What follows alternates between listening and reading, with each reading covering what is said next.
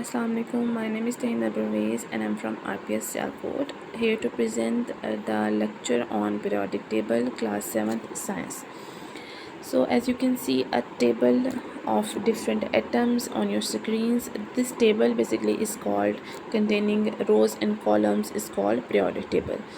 So before discussing how these atoms or elements are arranged on this table, we should know who designed this table.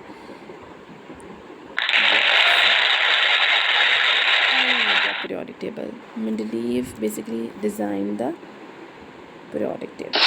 So what is periodic table? Okay, it shows all the elements in the universe, organize the elements by the chemical properties. All the elements, basically it displays total 118 elements in order of their atomic number. इस periodic table के ऊपर total कितने elements हैं? 118 elements.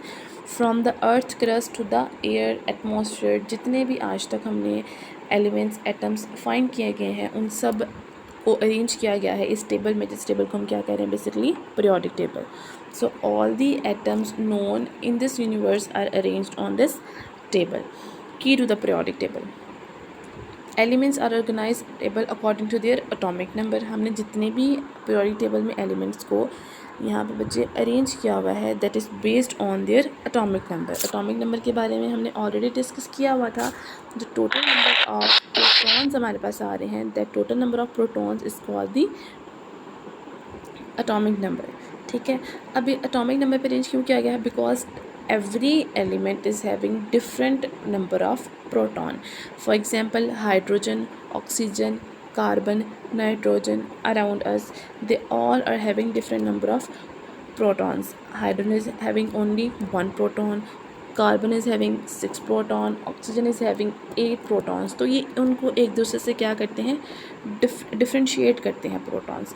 So that's why this periodic table is designed on the atomic number.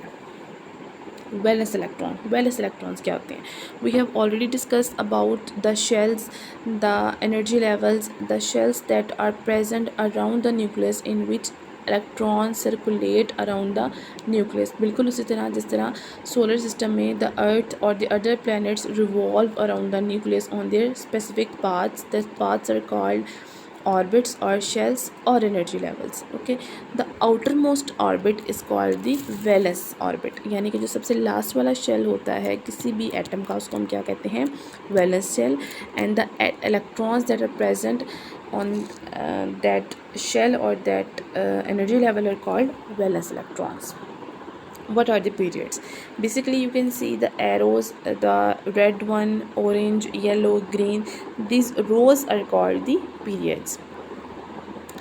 So what these rows present, why some specific elements are arranged in these rows. So from left to right, basically these are rows.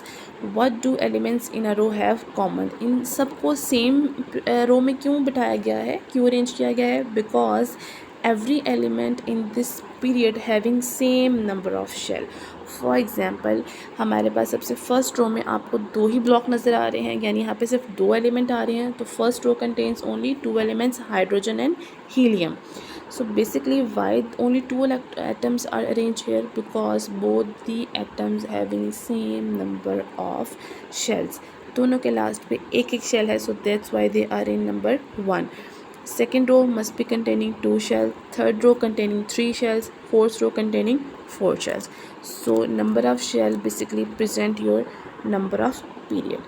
What about the groups? The vertical columns that are called groups or families. ठीक है, अब इसमें elements को किस तरह arrange किया गया है?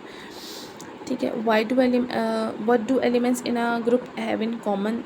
They are having same number of valence electron. Valence electron means last shell electrons.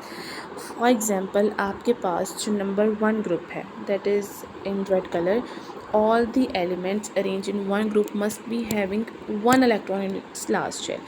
यानी सबके last shell में सिर्फ एक इलेक्ट्रॉन होगा. सेकेंड ऑरेंज वन जो ग्रुप है कलर से शो किया हुआ है, जो सेकेंड ग्रुप होगा उन सब के लास्ट शेल में यानी उनके वैलेंस शेल कितने होंगे? 2. So number of valence shell basically present your which from which group you belong to. ठीक है, group number 1 contain 1 valence electron, group number 2 contains 2nd valence electron, group number 3 contains 3 valence electrons. ठीक है, और हम इनको families क्यों कहते हैं? बिकॉज इनकी प्रॉपर्टीज़ सेम है. जिस तरह हम किसी एक फैमिली से बिलोंग कर रहे हैं, क्यों हम एक फैमिली से बिलोंग कर रहे हैं? हमारे फीचर्स बिलोंग करते हैं यार, हमारी प्रॉपर्टीज़ सेम है. सिमिलरली जो ग्रुप में हम लोग इलेक्ट्रॉन एटम्स को अरेंज करते हैं, they are having similar properties, कुछ एक दूसरे से मिलते जुलते होते हैं.